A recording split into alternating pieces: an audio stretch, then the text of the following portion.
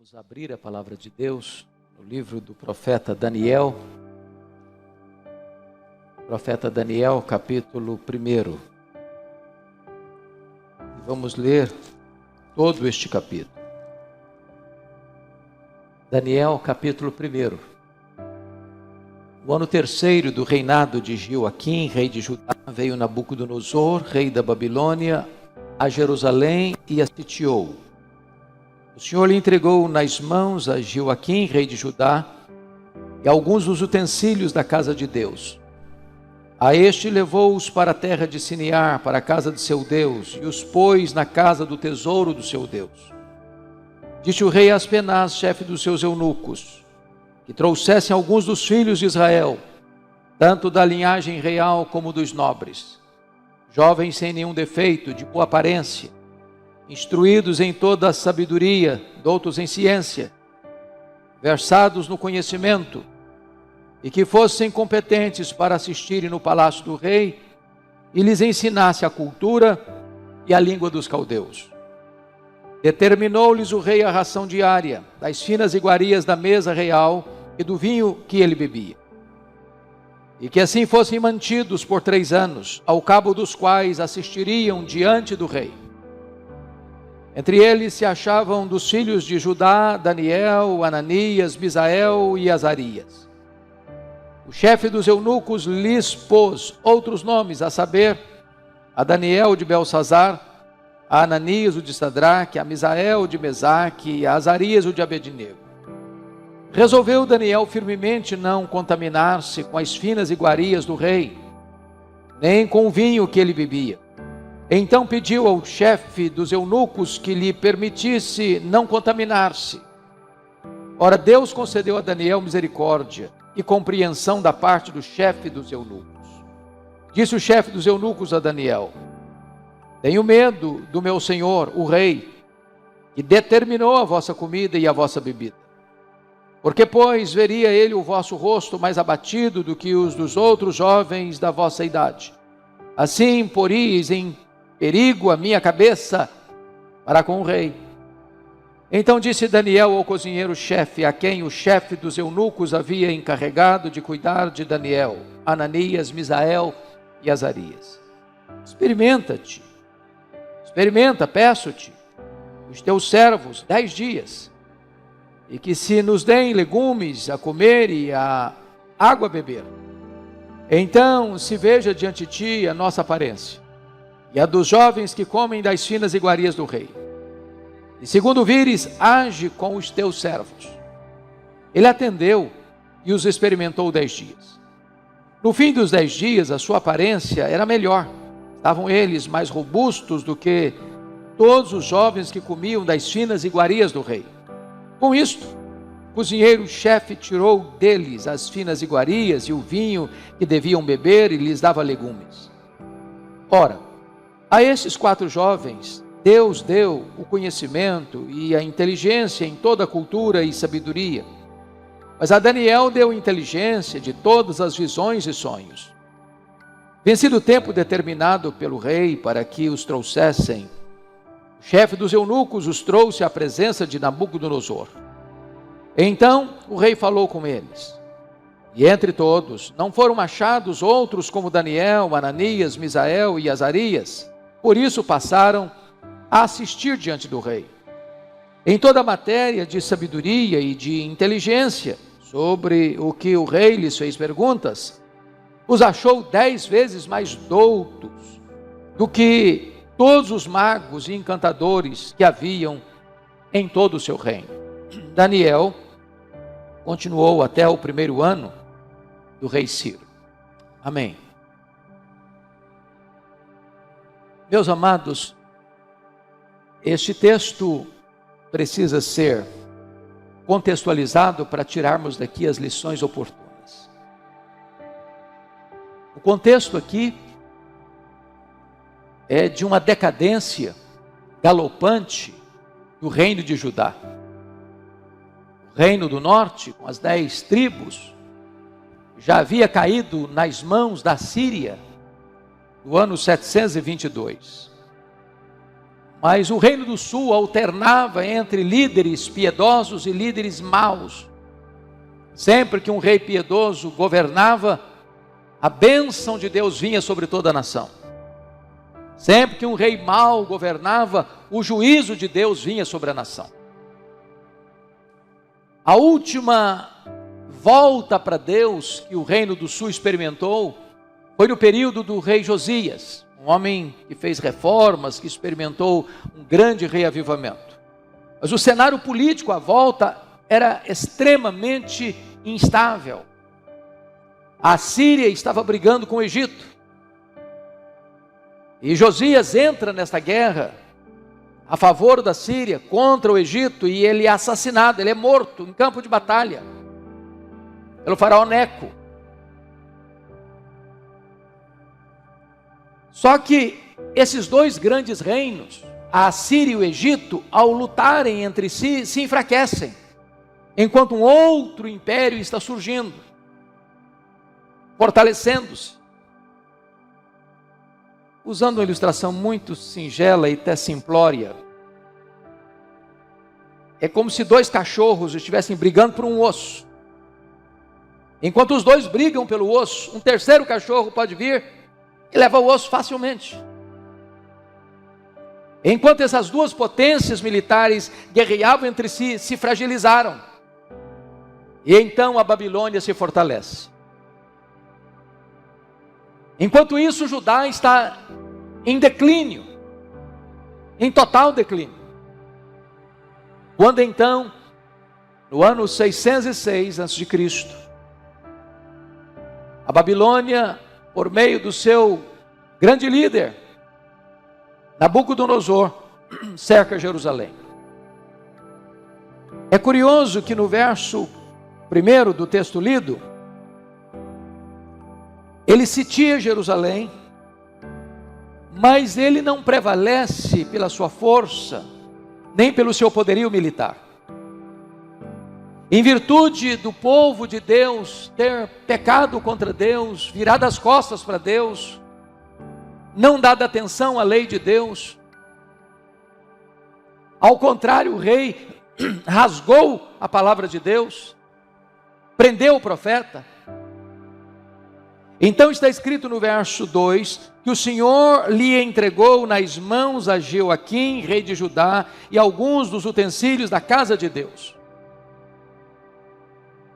Notem vocês que é Deus quem entrega. Deus está disciplinando o seu próprio povo, em virtude do seu povo não querer ouvir a sua voz, nem obedecer a Deus. Na verdade, o povo de Judá desenvolvia, conforme Jeremias coloca no capítulo 7 do seu livro, uma espécie de confiança mística no templo. Eles imaginavam que enquanto o templo de Jerusalém lá estivesse, eles jamais seriam atacados, eles jamais seriam vencidos, porque não haviam aprendido a lição. Lá de trás, na época do sacerdote Eli, que pensavam que onde a arca da aliança estivesse presente, Deus estaria presente para defender o povo, mas o povo estava vivendo em pecado. E mesmo levando a arca, eles sofreram uma acachapante derrota dos filisteus. E agora, o próprio Deus entrega nas mãos do rei da Babilônia os utensílios da casa de Deus. E diz o texto que leva também alguns dos filhos de Israel, da linhagem nobre como dos nobres, da linhagem real como dos nobres. E aqui eu gostaria de chamar a atenção dos meus amados para as marcas desses jovens, e eu queria pontuar um desses jovens, que é o líder deles, que é Daniel. E trazer aqui para nós 3 lições. A primeira delas é que Daniel é um jovem íntegro, a despeito de um passado de dor. Concordo com Warren Wiersbe, um dos mais destacados escritores norte-americanos na área de comentários bíblicos, que a maior crise da nossa geração não é a crise econômica, nem mesmo a crise política, nem mesmo a crise energética, nem mesmo a crise ecológica. A maior crise da nossa geração é a crise de integridade. Falta integridade nos palácios, nos parlamentos, nas cortes, nas transações internacionais, nas famílias, por que não dizer até na igreja?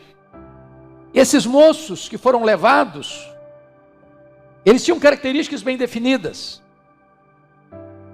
Características físicas, tinham que ser jovens sem nenhum defeito e de boa aparência. Características intelectuais, instruídos em toda a sabedoria, doutos em ciência, versados no conhecimento. Mas tinham que ter características também sociais, e que fossem aptos, competentes para assistirem no palácio do rei. E a Bíblia então mostra como esses meninos, talvez na adolescência, numa época em que o país mergulhava numa crise espiritual, moral, profunda, numa época em que a decadência era o apanágio, era a marca da sua nação, esses moços revelam integridade inegociável. Eles são arrancados da sua terra, perdendo a sua liberdade, são tirados do meio da sua família, deixam para trás seu chão, sua bandeira, sua família, sua pátria, seu templo, sabendo que esta Babilônia que os está levando para uma nova realidade, vai voltar para tomar sua cidade, para massacrar sua família, para pisotear sua gente, para destruir o seu templo. Mas em vez de eles ficarem tomados de mágoa, de revolta, de ira, de sede de vingança, eles se mantêm firmes, eles se mantêm resolutos em servir a Deus, em andar com Deus, em não negociar princípios e valores.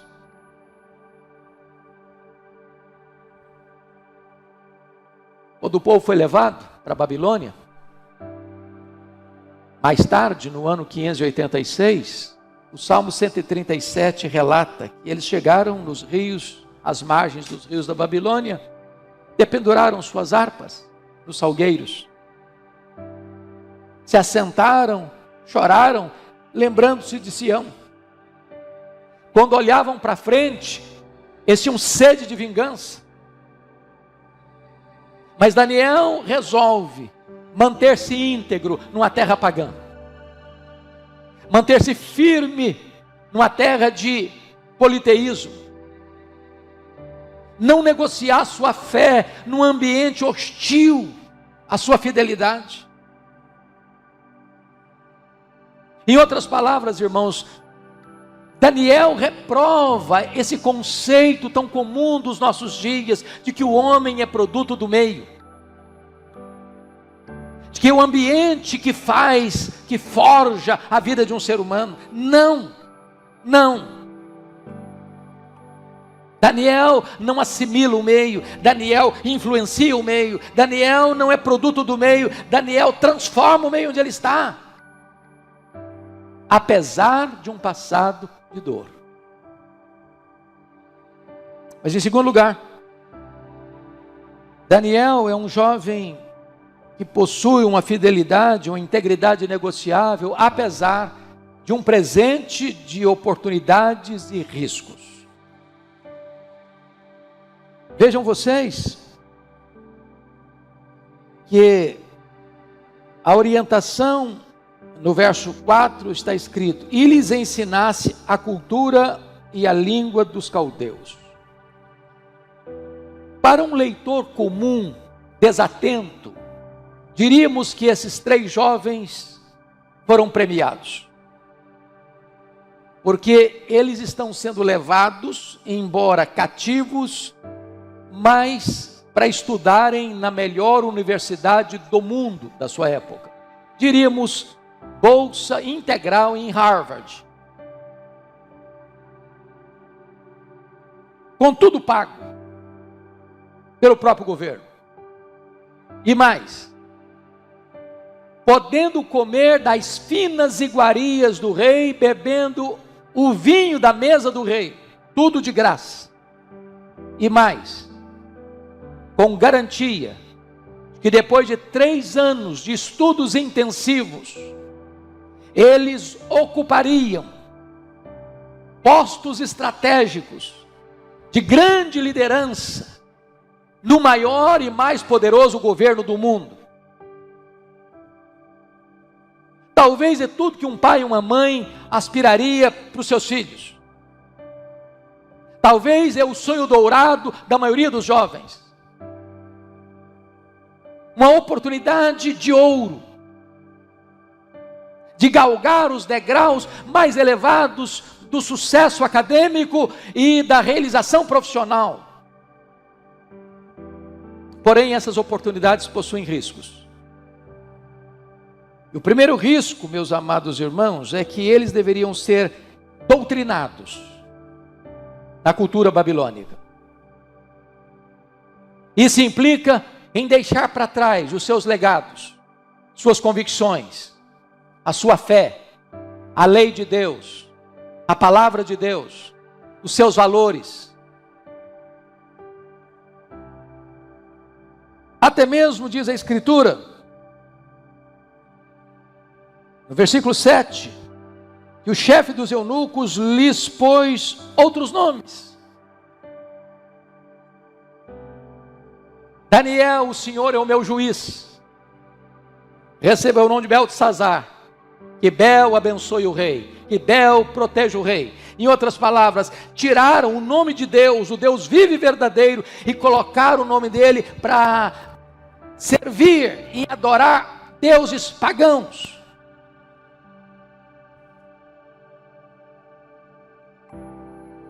Para que eles participassem da mesa do rei, com as finas iguarias da mesa do rei e do vinho que o rei bebia.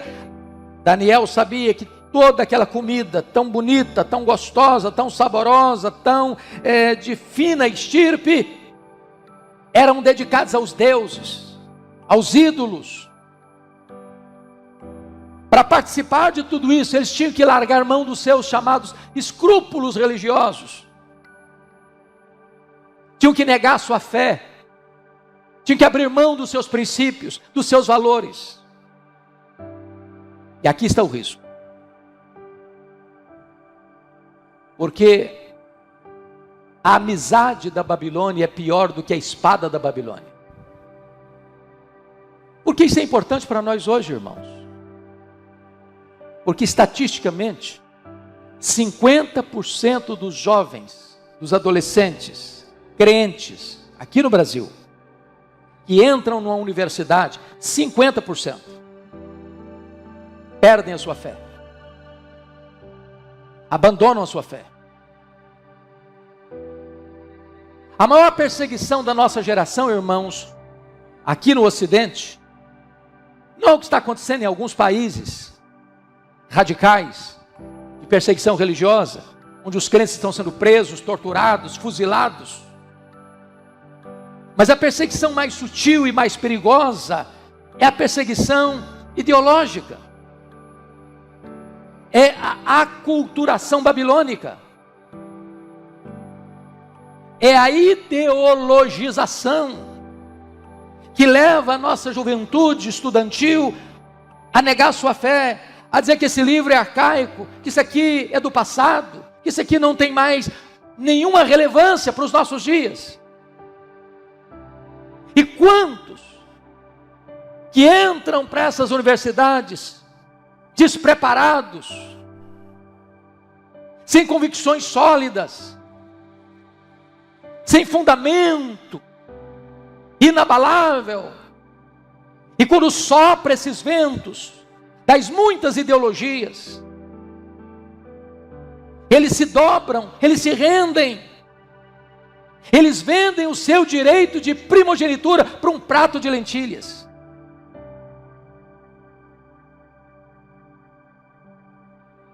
Daniel vai revelar para nós algo muito importante. Eu destaco isso no verso 8, por favor. Resolveu Daniel firmemente não contaminar-se com as finas iguarias do rei, nem com o vinho que ele bebia. Irmãos, essa decisão não foi tomada na hora que a mesa foi posta, não. Ele tomou essa decisão resoluta antes. Você não consegue vencer a pressão e a sedução do pecado se você não tiver decisões claras antes. São princípios, são valores, são balizas, são fundamentos que você não negocia.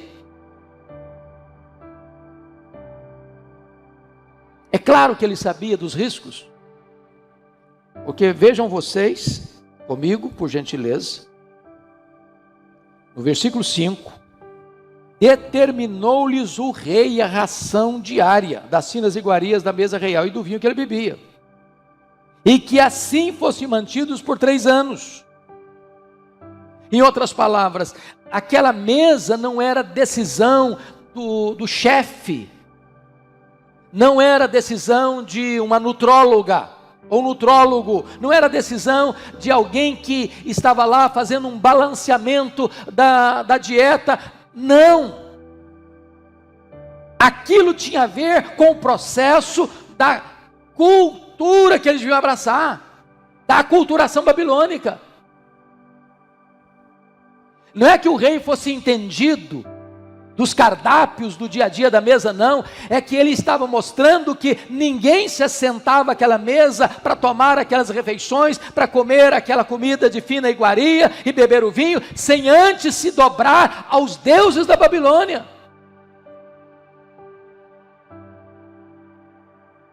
Para participar daquela mesa, antes de participar, Daniel e seus amigos tinham que jogar fora a sua crença, a sua fé, a lei de Deus, a sua religião, as suas convicções.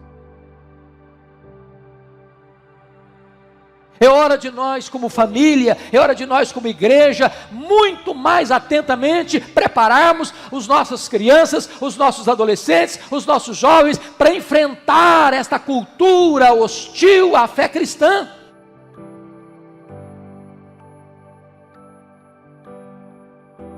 Mas preste atenção, por gentileza, que firmeza de propósito, decisão sólida, granítica, não é antônimo, não é o contrário de sabedoria. Porque vejam vocês no verso 8, que ele resolveu. E aí está escrito na parte B, então pediu ao chefe dos eunucos que lhe permitisse não contaminar-se. Pense comigo se fosse o contrário. Ao ser chamado para a mesa, ele diz, eu não me assento nessa mesa. Mas o rei determinou, azar do rei. O que vocês acham que teria acontecido com ele?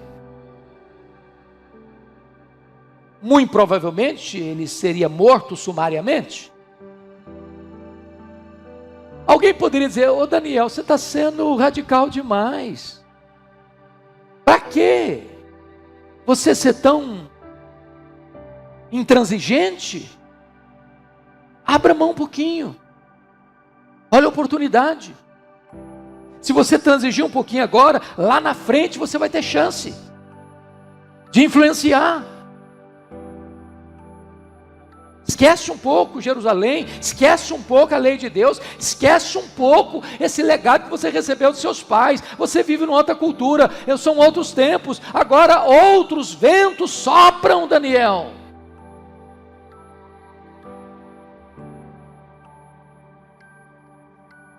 Porque Daniel foi firme, agora ele é capaz de ser firme na velhice, mesmo diante de uma cova dos leões, ele não abre mão dos seus princípios. Integridade não se pode negociar. E é isso que Daniel está fazendo. Irmãos amados, o mundo tem muitas vantagens a oferecer. De repente, é um jovem que, se colar na prova, ele não fica passando aperto. Ou de repente, é um empresário que, para fazer um negócio e ter mais lucro, ele dá um jeitinho no fisco. Ou talvez, é uma vantagem que numa tacada só você faz a sua vida, mas tem que abrir mão de princípios e valores. E Deus requer de nós integridade inegociável. E eu quero concluir dizendo que tem um terceiro ponto que merece destaque no texto. Integridade apesar de um passado de dor, em primeiro lugar. Integridade apesar de um presente de oportunidades e riscos, em segundo lugar. Mas em terceiro lugar, integridade negociável, apesar de um futuro de glória. Porque Daniel teve algumas vitórias esplêndidas. Primeiramente, irmãos, o próprio Deus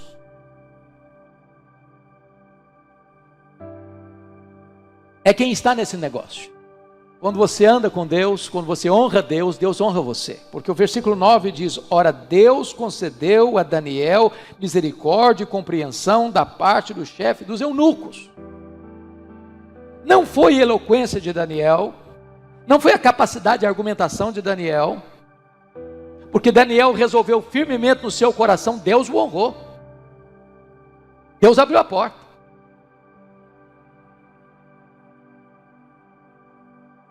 E de repente ele é alimentado de legumes e bebe água, e a aparência dele e de seus amigos é melhor que a dos outros. A mão de Deus está aí. Eram 3 anos. E naquela época, como nas universidades inglesas, até bem pouco tempo, as provas finais não eram escritas, eram orais. E o interrogador era o próprio rei Nabucodonosor. E quando Daniel e seus amigos apareceram para o exame final, e sendo aprovado, assistiriam diante do rei nos cargos mais elevados do império, diz a Bíblia que Daniel e os seus amigos foram achados 10 vezes mais sábios. Eu quero crer que não é porque eles tinham um QI elevado demais e os outros desprovidos demais de inteligência. Não, o próprio Deus os honrou.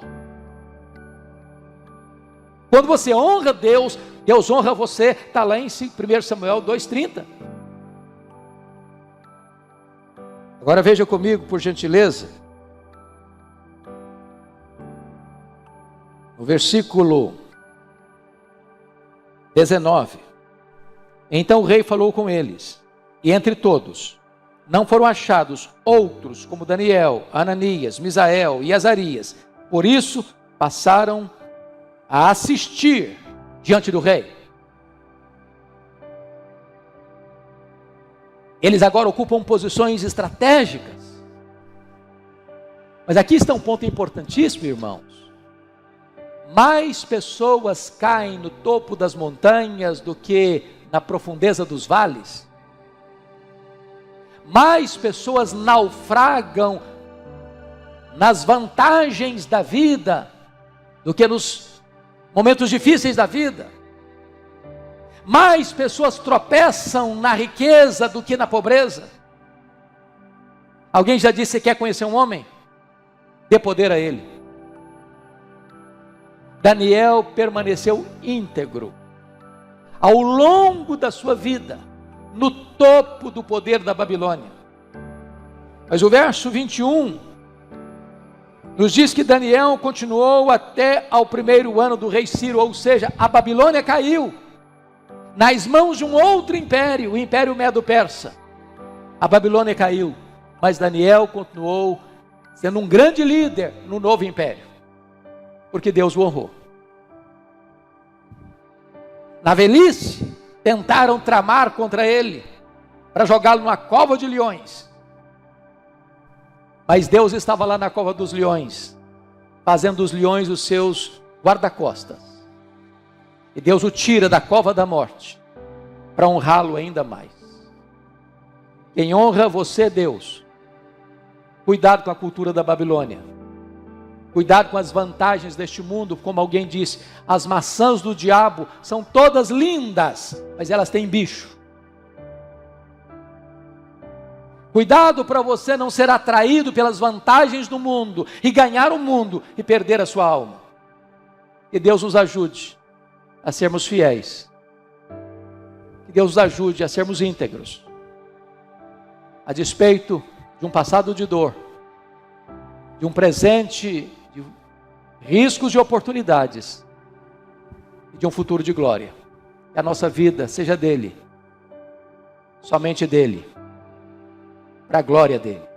Amém. A fidelidade a Deus é uma das virtudes mais preciosas que podemos cultivar em nossas vidas.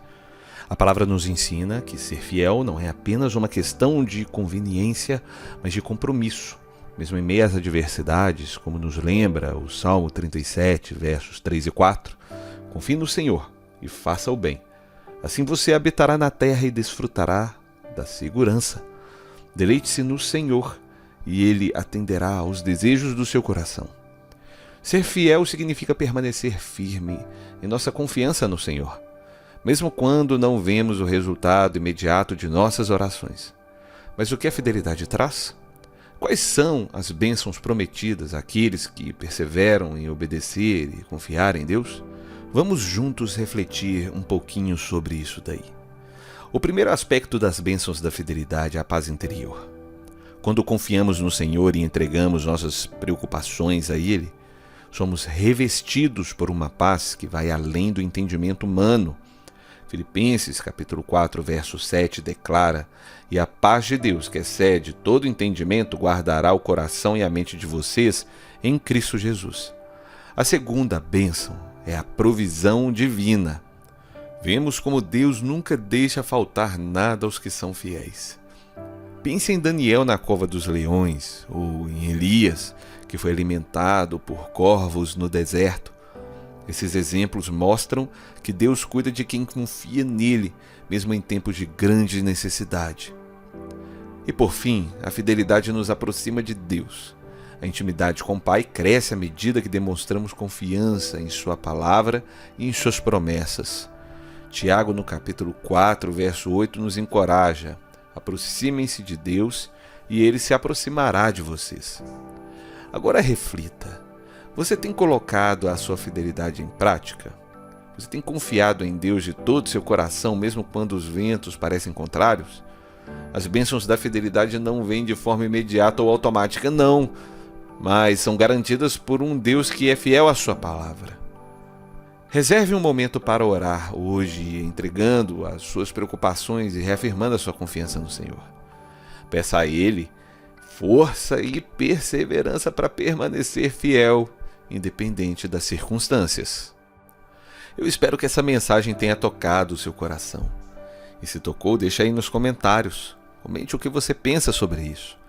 Se você gostou desse vídeo, deixa aí também o seu like, porque isso ajuda esse canal a ser recomendado pelo YouTube. E eu acredito que se você chegou até aqui também é porque gostou desse conteúdo, e se não é inscrito ainda no canal, aproveite para se inscrever e ativar as notificações, porque aí você não vai perder nenhuma mensagem, além de nos ajudar demais, é claro. Que Deus abençoe muito a sua vida. A gente se vê num próximo vídeo.